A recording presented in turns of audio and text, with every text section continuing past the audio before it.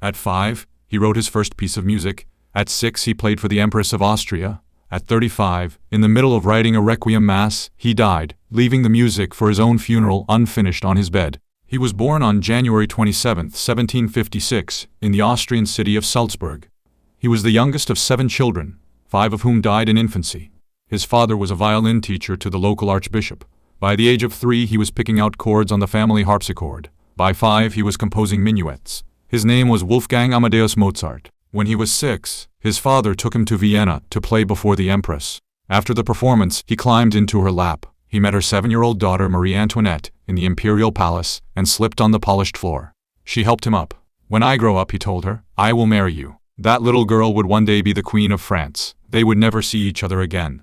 By 20, he had already written his first symphony, his first opera, and his first concerto. He hated working for the Archbishop of Salzburg, who treated him as a glorified servant. In 1781 he quit. He moved to Vienna with no patron, no salary, and a single suitcase. He married a young soprano named Constanze. Of their 6 children, 4 would die as infants. In Vienna, he composed at a speed nobody before him had ever managed. The Marriage of Figaro, Don Giovanni, The Magic Flute, 41 symphonies, 27 piano concertos, 626 works in 35 years. He was, the city said, the miracle whom God allowed to be born in Salzburg. In the summer of 1791, a stranger in a grey cloak came to his door. He gave Mozart a heavy purse of gold and asked him to compose a Requiem Mass for someone whose name he was not allowed to give. Mozart took the money and began.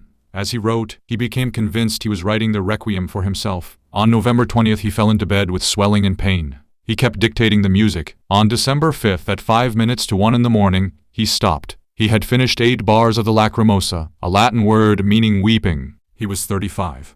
They buried him in a common grave on the edge of Vienna, in a small wooden coffin. The exact spot was forgotten within a generation. His widow Constance gave the unfinished Requiem to one of his students, who completed it from his sketches. It is now performed at funerals all over the world. The boy who promised to marry a queen left only one thing the world could not lose: the music of his own farewell. Follow for more untold stories.